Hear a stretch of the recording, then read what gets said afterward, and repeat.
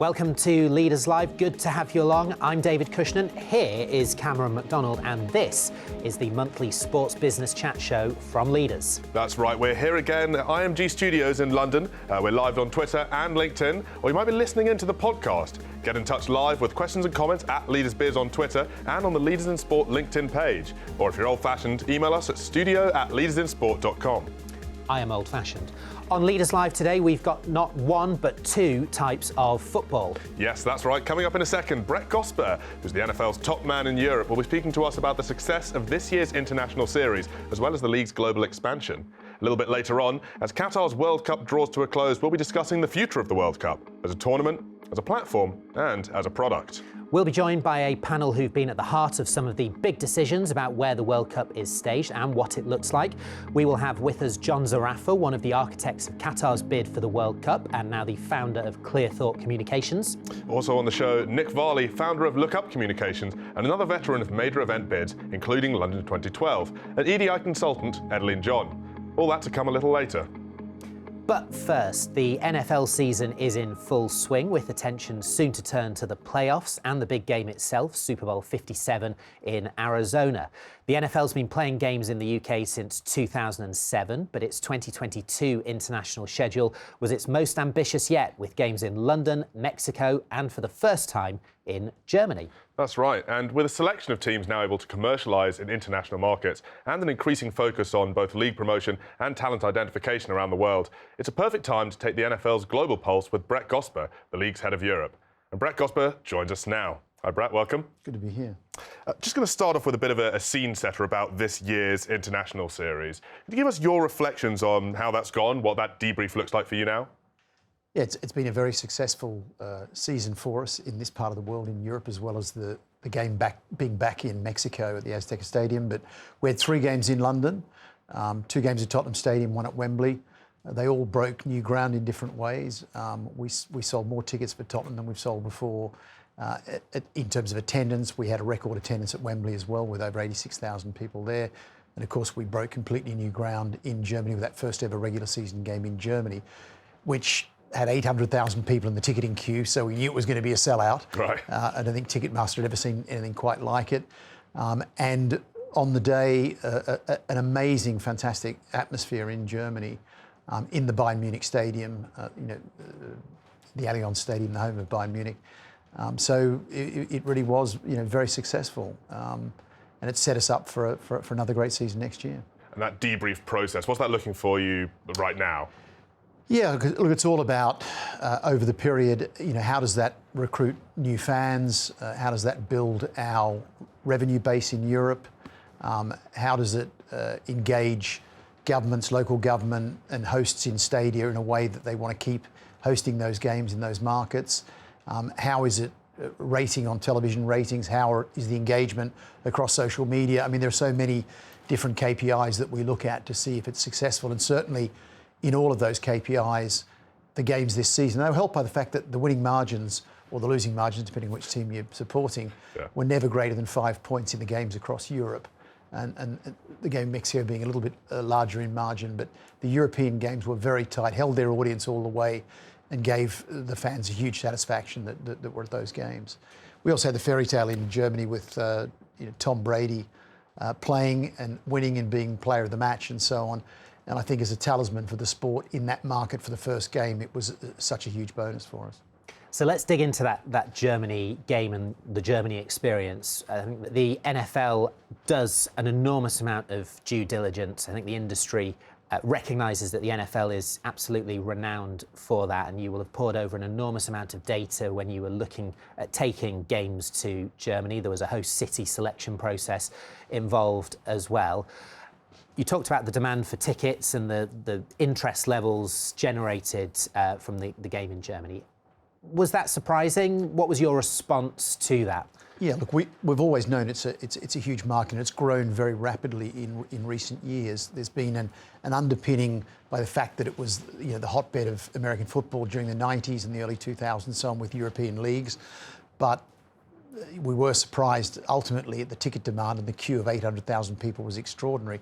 But there are 17 million casual fans in Germany versus 15 million in the UK. They both line up with about 3 million avid fans in each market. So the German market has a lot of potential to grow that avid fan base even more, and that's what we've seen as the effect of this initial game. Let's talk a little bit about you, Brett, because you've been in the role at the NFL for nearly 2 years. Just on 2. Yeah, nearly approaching that exciting LinkedIn anniversary. And of course, you moved from a role at World Rugby, where you were in charge of that organisation. Very different type of organisation. Obviously, a membership of nations, of national governing bodies. The NFL, obviously reporting into the league office in the US, but looking after the international side of that. 2 years in, how different are those two organisations? And have there been things that you have been able to take from your World Rugby experience to plug into the NFL? Yeah, look, they're very different organisations. Comparing a governing body with a professional league is difficult in itself because they have very different motivations and objectives, although there is quite a bit of overlap. I think in some ways the NFL behaves internationally like a governing body because it's developing the sport, it's developing flag football, it's interested in being in the Olympics. So it has the power to engage with a broad number of markets and so on. So it feels a little bit like an international federation too. At the same time, it's a highly focused commercial organisation with high net worth owners for the most part that are really focused on growing the fan base and the revenues of the sport over time. World Rugby is a political animal. You can be mired in factions and politics, and the commercial side of it is secondary. It's more about participation than commercial fandom in a way. So there are some differences, but I think the similarities are also is certainly outside of the United States, NFL is a challenger sport. So I feel comfortable in that mode because rugby in every country, probably with the exception of Fiji and New Zealand, rugby is also a challenger sport. And some of the challenges around the physicality of the sport, the complication of the sport, the stops and starts, how do you develop the sport and getting balls into kids' hands and so on. There are a lot of similarities in that sense as well. And as you manage up and manage down, leadership style, is your own personal leadership style evolving? Has it changed dramatically? I think, I'm not sure it's changed. That'd be for others to judge. I think in any way, in any role like this, you've got to bring a lot of people with you. It's a big organisation, the NFL. I mean, World Rugby was complex by the number of countries you were dealing with. It wasn't a corporate relationship. This is a corporate relationship. There are a couple of thousand people at the NFL. It's a multi-billion-dollar organisation annually. Television rights alone are $11 billion annually. So it's a big corporation versus a big network of countries and political interest. So again, some similarities, variations on a theme, I'd call it. I'm quite keen to latch on to something you said there about sort of being a challenger sport and sort of the lessons learned there from obviously rugby being a challenger sport, because it's strange to think of the NFL as a challenger league or a challenger sport, being that it's the most valuable and the most watched league in the US. How does that differ? What have been the challenges in sort of perhaps in differing to something like a rugby, which is a challenger everywhere, to taking a dominant sport in one region and taking that worldwide? Yeah, I guess the difference is you've got an impatient leadership in New York. When I say impatient, they're used to operating as a dominant leader in their own market. So when they're talking about subjects and movement and evolution outside, they're looking for very quick and substantial results because that's how what they're used to dealing with in the United States. I mean, it is totally dominant in the States. I mean, in the last 20 years, 75 of the top 100 programs on US television have been NFL games. The second most watched sport is actually college football in terms of viewing audiences on broadcast and so on. So it is incredibly dominant as a sport. We see that in the reflection of television rights and so on. It's highly successful. And then that success is expected to be mirrored rapidly and significantly in other markets. So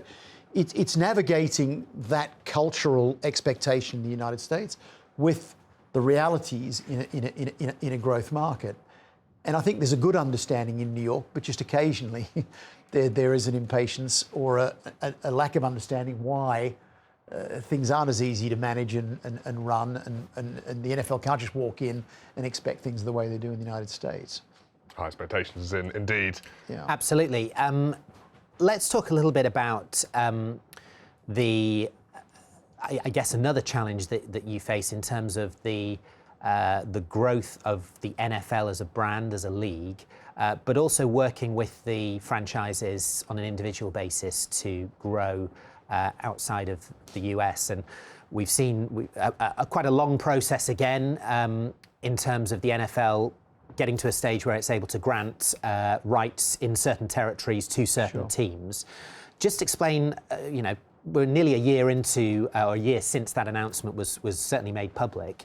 How are you charting progress that teams are making in general, and how does that work when you have a league-wide operation to think about? I mean, it's early days in that project. I mean, I think it's an acknowledgement by ownership that international is a priority, and it certainly is in the conversation. I just flown in this morning from Dallas, and we were presenting a lot of the international material yesterday, and there's high interest and high hopes for the growth in international, and they're not just hopes. People want us to plan very solidly for it. They know the next 50 million NFL fans are not going to be coming from the United States, they're going to be coming from international. So what they call the International Home Market Area Program was devised to allow teams to commercialise and market in foreign territories, but they had to apply for those marketing rights through the league office to show they were actually going to exercise those rights in a way that would help grow the sport. And the theory is casual fans tend to be fans of the NFL, avid fans tend to be fans of a club and players and so on. So actually enabling these clubs to activate in foreign markets increases the avidity of our fan base, which is where the revenue lies. We think in year one, it's probably doubled the marketing noise of us in our core markets, in our 7 core markets outside of the United States. And so we're seeing that already as a success. There's 19 clubs of the 32. There's a new round of clubs that'll apply in March, and we know there's a lot of interest to join that group of clubs that are activating. We've got 6 clubs activating in the United Kingdom, 4 in Germany, 9 in Mexico, 2 in Australia, 1 in Africa. I mean, I could go on like that. But the whole point is they can bring players in, they can run events, they can market their brand, their players like it, the brands themselves are benefiting from it, and the league is benefiting from the cacophony of noise that is created from a marketing sense. It's worth saying that, as you mentioned, you're fresh off the plane from Dallas, Brett, and may I say, looking absolutely sensational on it. And you were in a series of meetings over there. I mean, how does it work practically from your point of view? As obviously we've come through the COVID period. Sure. You're based in London.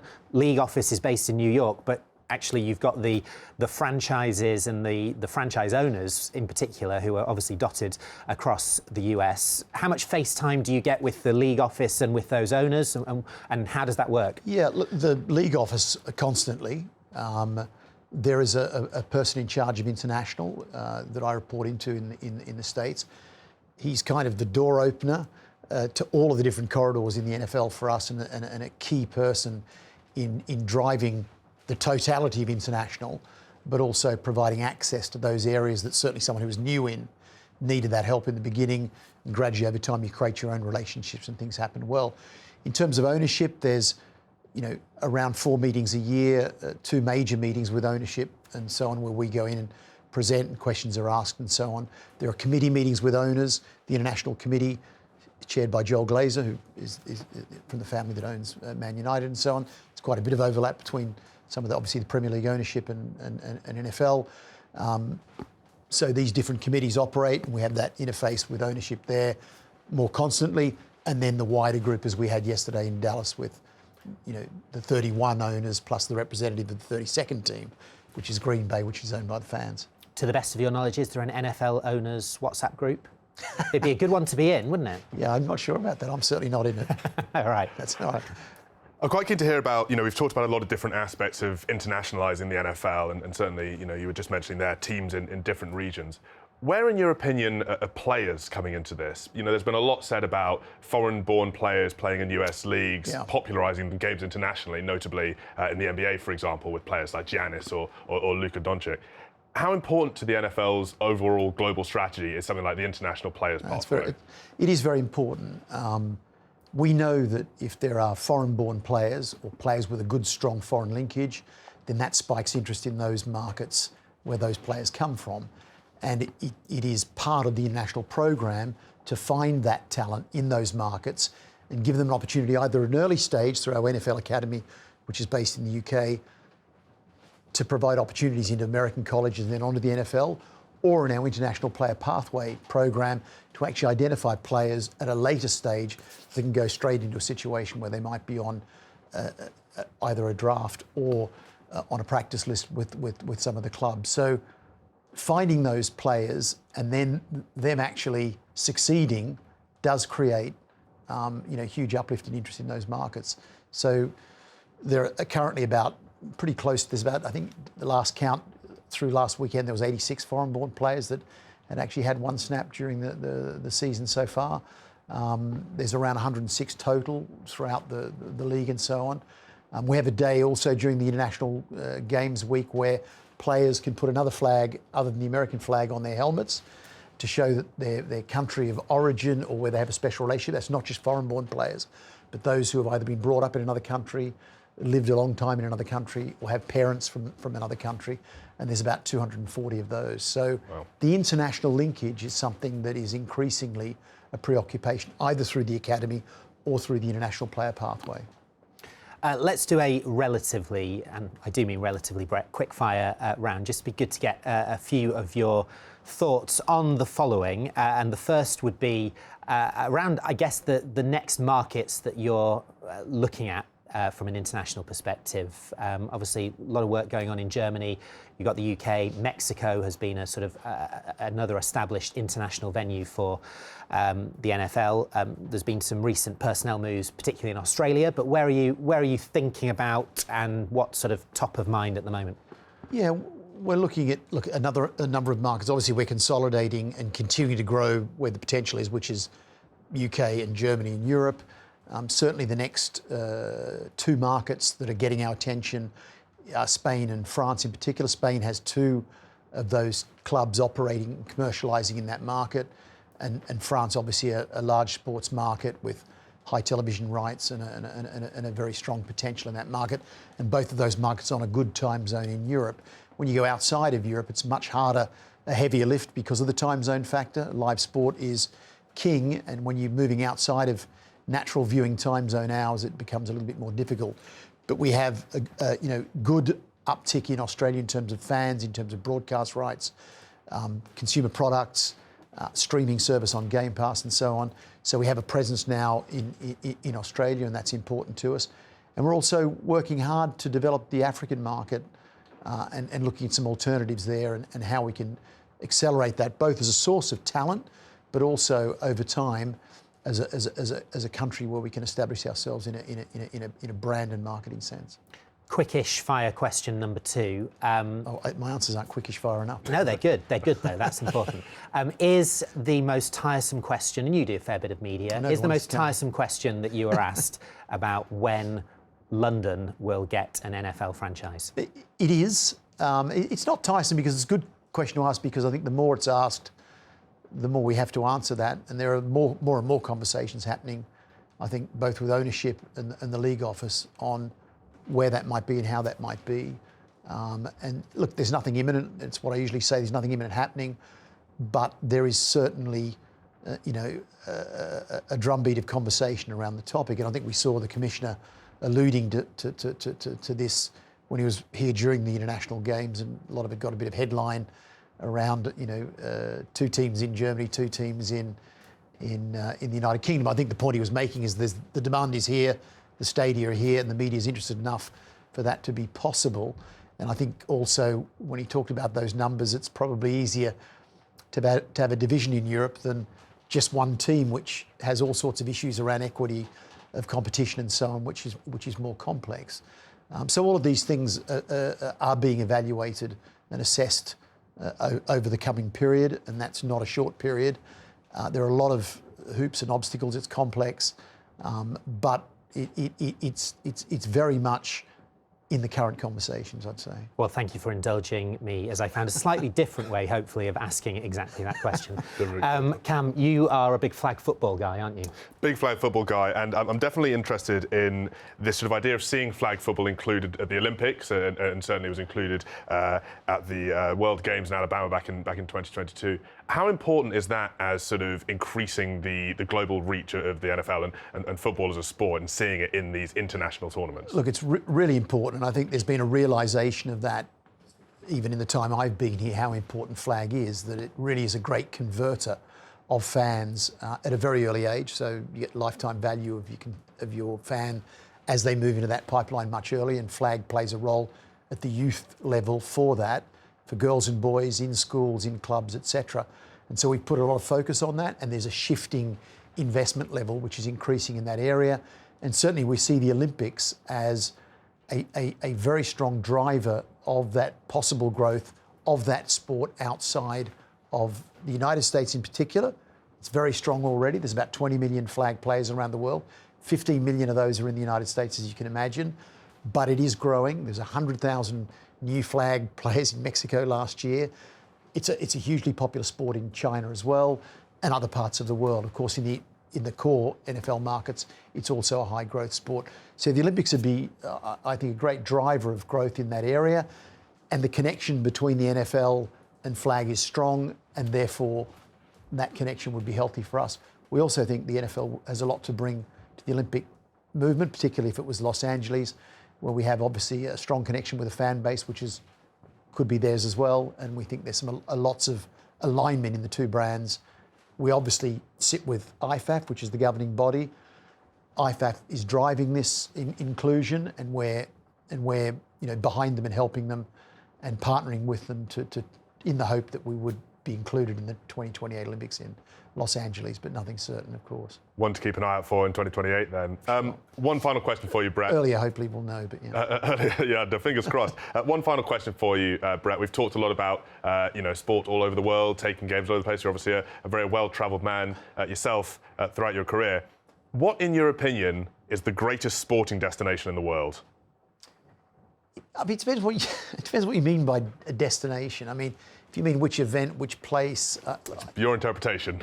I'm not sure that there is one. There are some cities that tend to get a greater share of some of the big events, and I think certainly London would be up there in that sense. Is it the greatest sports destination? It depends on the stadium, it depends often on the weather, it depends on access for fans around the world. I know in Australia, Melbourne claimed the title of one of the most sporting cities in the world. There are cities in America that do that too. I think it depends on the event, the sport, and the spirit of the fans who turn up on the day to see those events. And fortunately, there are many, many contenders around. This is a real sit-on-the-fence answer. There are many cities around the world now that could lay a claim to being the ideal sporting environment for whatever major sport event they might host. The Japanese right up there too. Look at Rugby World Cup. Look what they did during the Olympics, unfortunately, during COVID time. But there are many, many cities and countries that could lay claim to that, I think. A model answer in many ways for the man working to take NFL games to many cities around the world. Brett Gosper, that is all the time we have for today. Thanks so much for joining us. Thank you.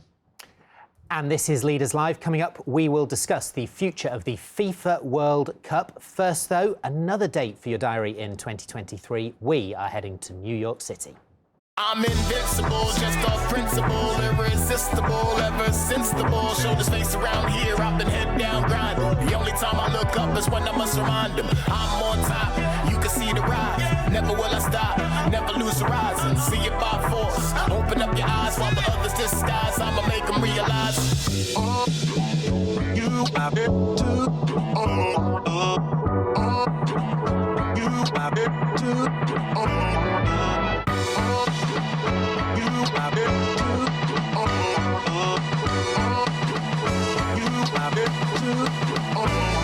I'm invincible, just off principle, irresistible, ever since the ball showed his face around here. I've been head down grinding. The only time I look up is when I must remind him I'm on top. You can see the rise. Never will I stop. Never lose horizon. See it by force. Open up your eyes while the others disguise. I'ma make them realize.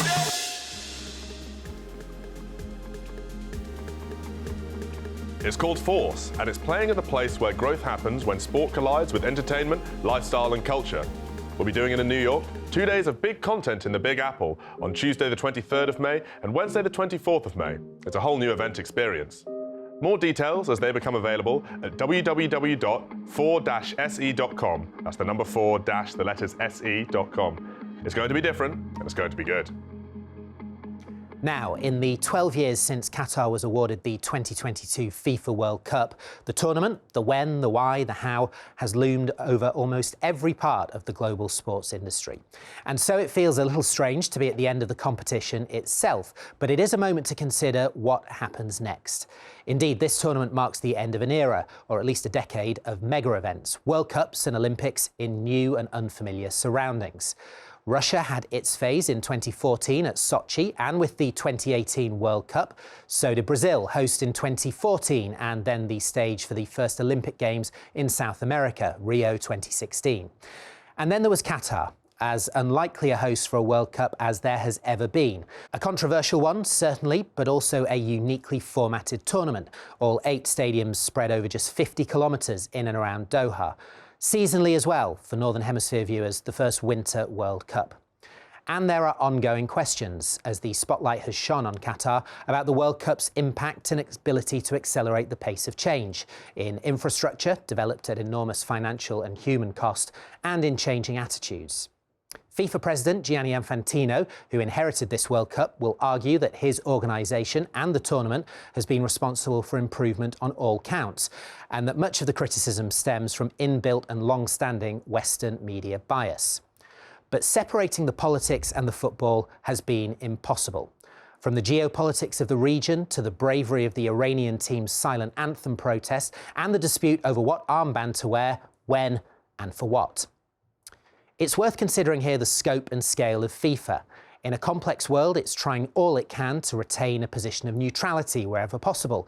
And remember, it is responsible for over 200 member nations of every kind of size, influence and maturity.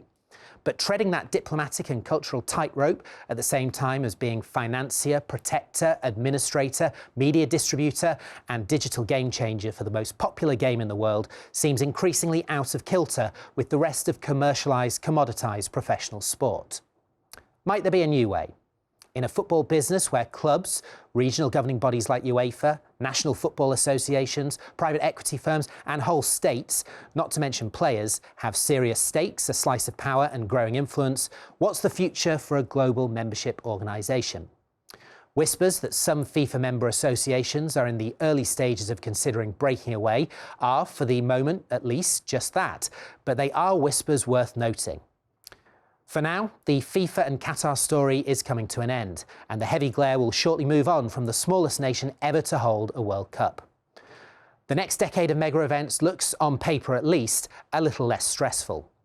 The Olympics are heading to Paris, then Los Angeles via a winter stop in Milan Cortina. France, the US and Italy, all established major event hosts. There are and will be a new set of challenges there.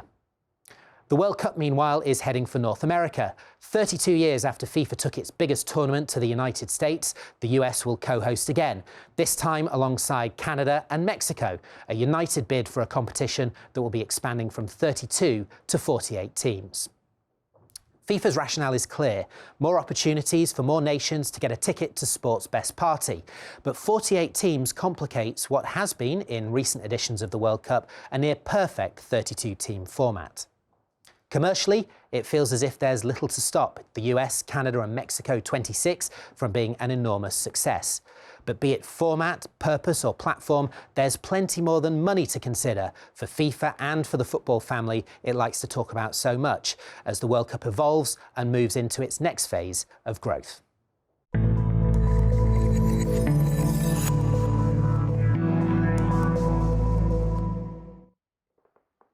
Thanks, David. And let's delve into a few of those points now with our guests, here to provide their observations and perspectives on the future of the World Cup as both a product and as a platform. We're delighted to be joined by John Zarafa, founder of Clear Thought Communications, who worked on Qatar's original bid for the World Cup back in 2009-10, as well as many other major event bids around the world. And by Nick Varley, founder of Look Up Communications, who also worked on London's successful bid for the 2012 Olympics, as well as a variety of other major event bids.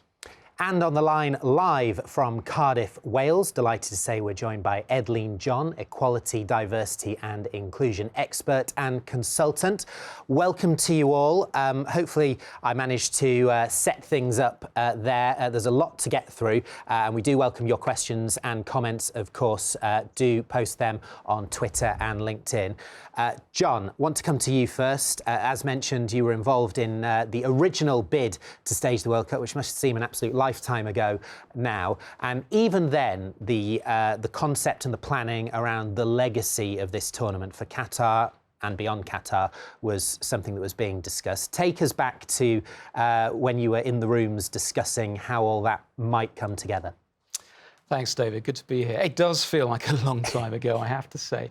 If you track it back to the very early 2000s, I think, back in 2008, Qatar unveiled its 2030 national vision.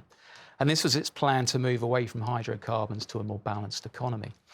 And now, within that document was a large plank of sort of sport ambition. That was around hosting major events and building sporting infrastructure. So I think that was sort of the catalyst for sort of wider ambitions in hosting 2022. Now, why that's relevant is that it's not just an ambition to host 2022 in isolation, but it cut across, links to establishing Doha as a major international travel hub. It links to Qatar's ambition to launch beIN Sport, become an international broadcast partner for sport. It links to the creation of major stadia and sporting infrastructure as well. So it shouldn't be seen in isolation. It should be seen as a move to a carbon neutral, more diversified economy. It's funny there, you talked about obviously the long-term goals, their Mission 2030 obviously big in the sort of long-term plans for Qatar. How do you see the after effects of a World Cup impacting a nation like Qatar as compared to sort of a more established, I suppose you could say, traditionally footballing nation?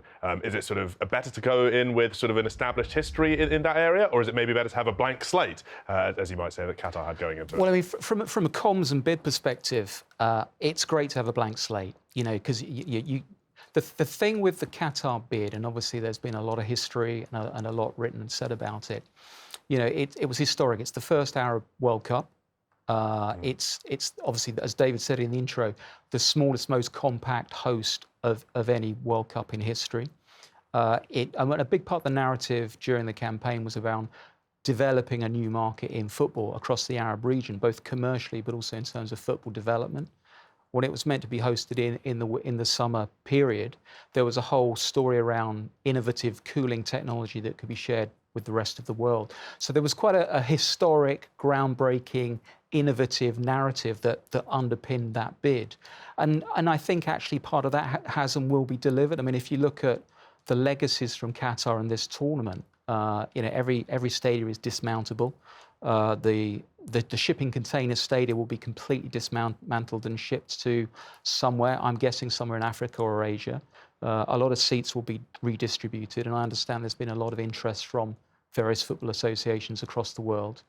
And I think also, just having a Northern Hemisphere winter tournament, I actually think that's probably the biggest legacy of Qatar 2022, because it shows that if there's a will, there's a way to do things differently. Now, I'm not saying this will become the norm every other tournament, but if we look at climate change, we look at Spain just this summer hit 48 degrees. Is it conceivable or feasible that in the next 10 to 20 years, tournaments can be played in June or July as heat increases? And if you do want to take the Olympic Games or the World Cups to the Arab world again, you're going to have to think about the calendar. So I think for me, the biggest legacy of Qatar will probably be that blueprint that you can change the window. Nick, like John, you're, am I allowed to use the word veteran of the sports bidding and hosting and sports communications game? And it's really good to have you with us as well. And you've worked on a lot of these bids, and you've won some, and you haven't won some. What are some of the key considerations for would-be host nations, particularly of mega events, as we would describe them, World Cups, Olympics, and do you see those considerations changing as the world changes around us? Yeah, absolutely. So thank you for inviting me on, and thank you for calling me a veteran. Yes, true. So much of a veteran that I remember the day that England 2018 lost to Qatar and Russia back in Zurich in 2010, which was a decision that was surprising, shall we say. But I think the question you ask about what bidders want from it has changed over the last 10 years, because what you've seen with Qatar is an incredibly small but incredibly wealthy country put down a marker for how you can be as ambitious as you possibly want to be. And that changes the dynamic for lots of other countries that don't have the wealth or don't have the political systems that allow, quick decision making and senior level decision making. So you end up with a very different field of runners and riders. If you go back 10 years, back to the London 2012 Olympic bid, for example, which John and I both worked on, the runners and riders were broadly the same. They were Western European democracies or Russia, which was presenting itself as a democracy at the time. These days, you look at the runners and riders for the 2036 Olympics or the 2030 FIFA World Cup, and they vary from very rich oil gas states to ambitious emerging markets to traditional European places, and all of those different venues have different reasons for doing this. Edleen, I would like to bring you in. Good to have you with us. You consult many organisations on their EDI strategies, EDI policies. Latterly worked at the Football Association, and one of the big talking points really of this World Cup over the last few weeks, as the attention has really focused on Qatar, has been the use of events like the World Cup as a platform for advocating for change or for protest. I just wonder, as you reflect on what you've seen over the last 4 or 5 weeks, has it changed your view in any way of how these major events can be used in that way? I think I'm really clear on the fact that football, and indeed any sport, is a huge platform for change, because there are viewers at home, people supporting, people engaging in the match because of their personal preferences, and therefore they can become engaged in debates and topics about EDI issues. But I think it's really important and really critical to recognise that the starting point has got to be that actually no country that is going to host a World Cup, or indeed any other sporting event, is perfect. And I think one of the interesting things that I really noticed with Qatar is we had a significant focus on a number of issues, be that workers' rights, be that LGBTQ plus issues, be that women's rights. And it's important to bring these topics to the forefront to create that awareness. But my key position is that awareness has got to lead to subsequent change. And I know that football and other sports have had protests, be that, wearing an armband, be that being silent during an anthem, be that kind of making a gesture. And my key element is, whilst that's important for a moment because it brings that awareness and highlights a key issue, I'm not yet convinced that those gestures lead to the type of change that we want to see within each specific country or within each specific region. And for me, that's where the focus needs to lie. And that's where I think football and the broader sports ecosystem really needs to put their money where their mouth is. I think, Edleen, we're increasingly seeing, activism from, individuals or sort of smaller sort of subgroups, whether that's sort of players or teams or FAs, in the case of this. When you're looking at sort of the big overarching organisations, how can a sort of global governing body like a FIFA or like the IOC sort of operate in the best way to remain neutral? And should they continue to remain neutral in a, an increasingly, politicised world? It's a really difficult line to kind of toe, exactly as you mentioned in the kind of intro. FIFA has over 200 member associations, each of which will have different positions as it relates to equality, diversity and inclusion issues, will have different legislation, different religious and cultural backgrounds. And actually, we need to be cognizant of the fact that each and every one of those members is important and is valuable and should be treated equally. And that means, of course, they need to have a voice as it relates to what it is that they want FIFA to be doing, and what the expectation is as it relates to FIFA. I feel as though I can say this because I am from the West. I feel like often with the West and with the Western media, we have a view that our position or our take has got to be the strongest and has got to be the loudest. because many of these sports maybe have been developed within our countries, or we have a larger platform commercially for the sports within our countries. But I can understand that from a FIFA perspective, there has got to be some balance. Now, do I think that they should be taking positions or having views and perspectives? Absolutely, because they can help really increase that awareness and increase the topic and increase the debate. And also, let's be clear, these commercial organisations hold the purse strings. So there is a weight that can be placed on the financial investment and the financial support. However, that view needs to be balanced, and it's not one where we come in and we have an overtly westernised perspective on the way in which we think something should be done in another country, just in the same way that we wouldn't want that to happen if a tournament was being hosted, here on UK soil or here in England. So I think it's about opening the topics up for discussion and creating a platform for debate and for different perspectives to be heard, being respectful of people, prioritising, of course, human rights and environmental rights, which are two key elements of everything that we're doing in the day-to-day world of sport and in society more broadly. But it has to be recognised that it's a different position to take to land on the side of one FA versus another, or of one country versus another, particularly when there is no one country that we can point to and say they're perfect. John, Nick, let's bring you in on that. This idea of the World Cup as a platform and what that looks like in the future, and building on what Edleen was saying there. For a FIFA, for an IOC in the case of the Olympics, how careful do those organisations have to be in terms of treading a line here when it comes to having a line on any number of topics in amongst huge media noise, as Edleen correctly pointed out, all sorts of different stakeholder groups to try and manage and bring with them on the journey? Where do you even begin with something like that? It is a difficult balance, but one of the interesting things that we're going to see with the World Cup from 26 onwards is that FIFA, for the first time, has put into the hosting agreement specific requirements around human rights and labour rights. And that's the first time that would have happened. So it's very difficult. If FIFA does that, which it's right that it has done that, it's very difficult then for it to be politically neutral. So in a way, I think we're now on a particular journey where FIFA has potentially got to be even more politicised.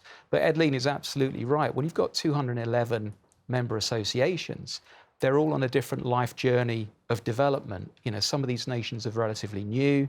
They've inherited laws from previous, rulers, shall I say. And the pace of change is different. And I think it's incumbent upon organisations like FIFA and the IOC to encourage positive change. So I think we're going to see more of that. And I think there's two really significant underlying factors that are feeding into this. I totally agree with Edleen's, both FIFA and the IOC, in fact, the world of sport is historically Eurocentric, Western European, whether it's taking sports to other places or administrating sports. The two trends at the moment that are very pronounced and that both FIFA and the IOC have to work around are the fact that the world is becoming less Eurocentric, and there is a significant shift to other places, and notably we see it with Qatar. But then secondly, you have activist athletes, and all of a sudden the athletes who in the old days were, told what their job was and where their place was, have platforms sometimes of millions of people who they can connect with directly, and they have the opportunity to make their voice heard. What you saw in Qatar with the England team and the armbands was a disconnect between a governing body trying to keep its host country happy and an FA trying to represent its team. And that is the kind of intersection of views that you're going to have more and more of over the years, I think. Nick, I want to stick with you, but I want to take the conversation back a step and talk about sort of the host perspective again, and sort of use the advantage of some of your expertise to sort of have a look at where the real opportunities are here. You've won a bid. You're the host nation for a major sporting event, be it a World Cup, be it an Olympics. What, in your view, is the sort of big missed opportunity? Where are host nations leaving money or opportunity on the table? I think it's the same as it has been for a long time, which is legacy. And I think if your ambition is to win one of these events because you like to do it for soft power and nation building, well, you need to have a plan that builds upon that. If your plan is to do it and build a new city or a new stadium or a new infrastructure, you have to have a very long-term plan in order to do that. And I think the most interesting thing for me slightly away from football, out of Qatar, is they're already beginning to brief that the Olympics is their next ambition. And you can certainly see, well, this makes sense, talking to John's point about the infrastructure they've put in, the number of stadiums they've built. You don't build that many stadiums in a country that size to hold one tournament and then forget about it. There is a long-term vision at play here, and it would not surprise me at all if you see the first Arab Olympics in Qatar at some point in the future. I mean, just to add, Cameron and David, you know, that legacy is already in play with a certain number of key events already due to take place. We've got the Asian Cup in 2023 in Qatar, maybe pushed to 2024. We've got the Asian Games in 2030. If I were a betting man, I wouldn't discount the potential of an Arab Super League developing over the next 5 to 10 years. Wow. You know, that could include Saudi, Qatar, go into North Africa. And I think possibly FIFA would be quite supportive of that development. And obviously that brings in a whole new revenue stream and development stream for the game of football and for FIFA. Edleen, wanted to bring you in on the point around, I suppose, developing the ground rules, the parameters around bidding for these major events. From the rights holding side of things, the organisations that are awarding these events to different countries, different places, that's a key part of their business, placing their product in, for whatever reason, the right place. From an EDI point of view, from a point of view around issues like human rights, for example, do you think that what we're missing at the moment is almost a sense of agility in the rule book, in the policy development around major events and how they are planned for and executed? I think, as has already been said, that there is some progress in the fact that we're actually going to be having bids evaluated by looking at human rights and sustainability as key metrics for whether a country is kind of right to host. So let's recognise and acknowledge that is some progress. But I think we have to absolutely understand the need for agility around what that is going to mean within different communities and within different parts of the world. And I think actually that's where FIFA's next challenge will lie, because what human rights might mean in one part of the world will be somewhat different to what it means somewhere else by virtue of, as we've said, what we as the West might see as antiquated rules or antiquated legislation, or actually the way in which we believe that individuals should be treated. And I, of course, have personally strong views about that, but I recognise that that is why the voting perspective and getting multiple views to input on that is going to be critical and important, and why I suppose bodies like the FIFA Council are made up of representatives from different parts of the world. So it's not just one perspective that overrides another. I think if we are going to continue to see that development and see tournaments awarded in a similar way where this becomes a key component, then absolutely FIFA is going to need to be agile about what that means, what it's clear on, what its perspective is, and how that is going to change and adapt to different parts of the world. But we need to then also recognise that from a media perspective and a broader societal perspective, we need to approach that dissonance or disagreement as it relates to human rights with the same veracity and the same vim as we have done as it relates to Qatar, because for me that's where actually bias can come in, and you can see certain worldviews being kind of put on top of others, and that's not something that I think any of us want to see in the world of sport. I think, again, as we talked about, players, ex-players, legends also have a voice, and I'm sure we'll continue to use that voice as it relates to future tournament bids and their perspectives. But I think it's about us all being willing to understand, adapt, change, and learn about different cultures and communities, and recognise that actually that can bring some growth and development to the broader game. 2026, as David mentioned, will see us go to the US, Mexico and Canada for the next edition of the World Cup. And I'm quite keen to hear all of your thoughts. I'm sure you have different views on maybe some overlapping opinions on this idea of a multi-host bid for these major tournaments. Obviously, we've had them in the past with World Cups. The most recent Euros was sort of multi-hosted. What are some of the opportunities? What are some of the big challenges?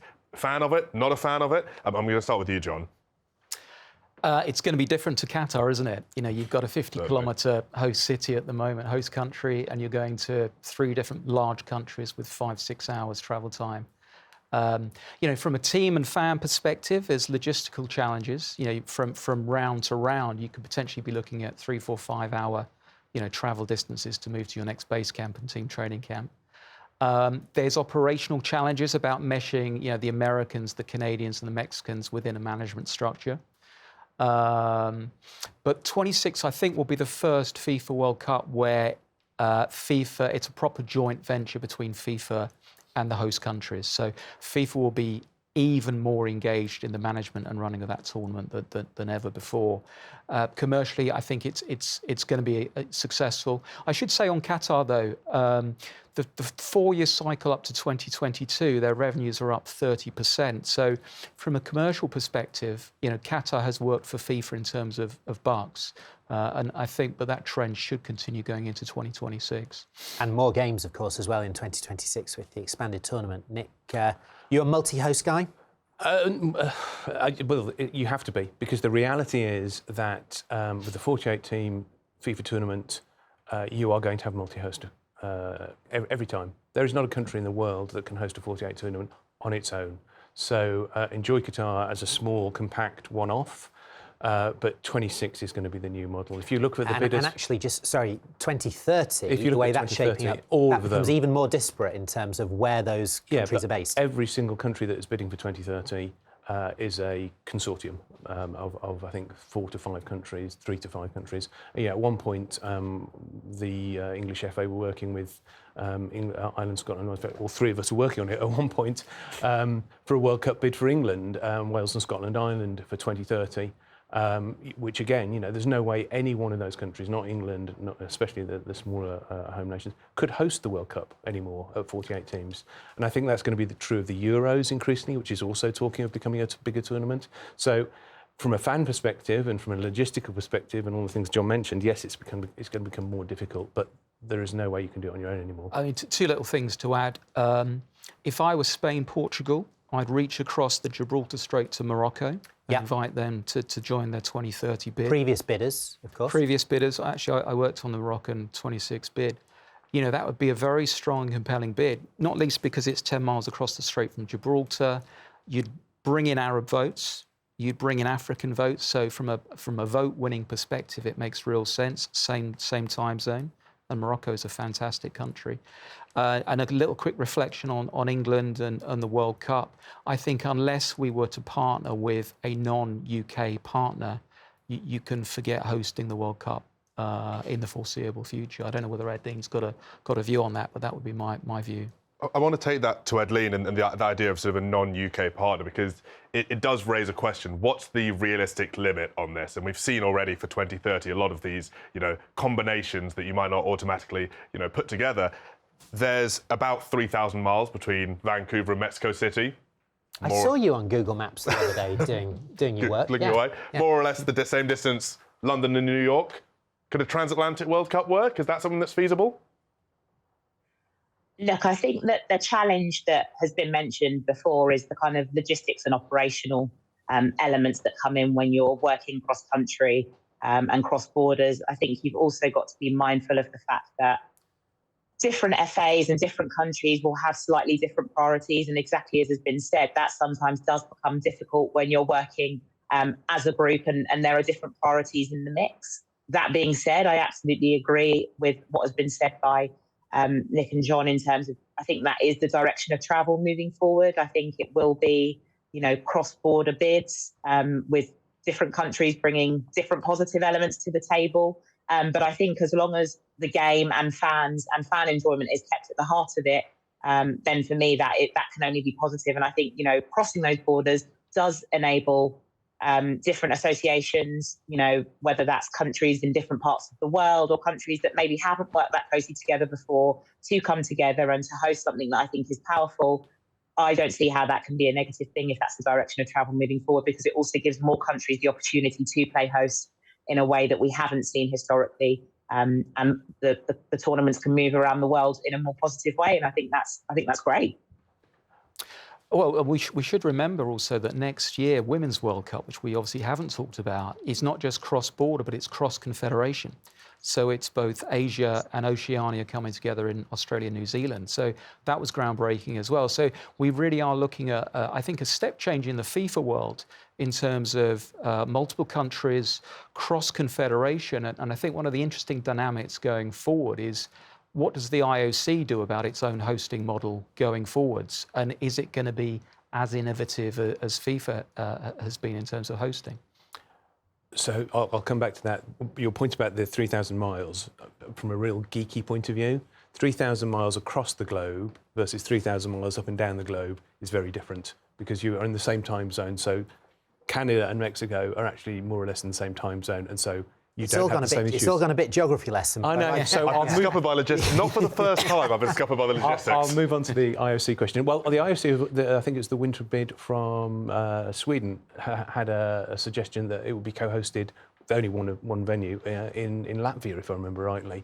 So there's no doubt that the co-hosting country thing, it's more applicable to football because you need bigger stadiums and it's a different style of event. But I'm sure that the IOC are looking at different options for hosting because it's just the smart thing to do. We're rapidly coming to the end of the show, but I do just want to ask one more question and would ask you for as quick an answer as possible on this. And that's the one thing, the non-negotiable thing that you think the World Cup and World Cup organisers have to get right. What would you say that is? And Edleen, we'll come to you first. So for me, it would be a legacy in terms of support for human rights in each and every country. As I said, it's not just an issue in Qatar. We have modern slavery in the UK. We have people being killed by law enforcement in the US. Wherever you go, there is a human rights issue. And so for me, it's if we are going to take a political stance on these points, then actually once we all pack up and leave Qatar and move on and start focusing on the next World Cup, what have we done to support the people actually living in country whose lives continue after the tournament has ended? And I think that's where football needs to invest some time, some thought and some real life energy, as opposed to just focusing on gesture politics. John? Without being too pithy and simplistic, just run the tournament really well, seamless, make players happy, make the fans happy. We've seen that with Qatar. A lot of the criticism pre-tournament has slightly dissipated, partly because the attention has moved to the football. Nick, final word? I'm going to go even shorter. I think you need a vision. I think that's what you've always needed, a vision of why you're doing the tournament and what it's going to lead to afterwards. But I think increasingly these days you also have to have a purpose that is changing the world a little bit. Edleen, Nick, John, great to have you with us. We await future developments with interest, and thanks to Brett Gosper for joining us earlier. That's it from Leaders Live this month and indeed for this year. If you are getting a break on behalf of the whole Leaders team and the IMG team, hope it is a restful one. We will be back in January the 12th to be exact, with your ultimate guide to the trends to watch in 2023. Until then, bye-bye for now.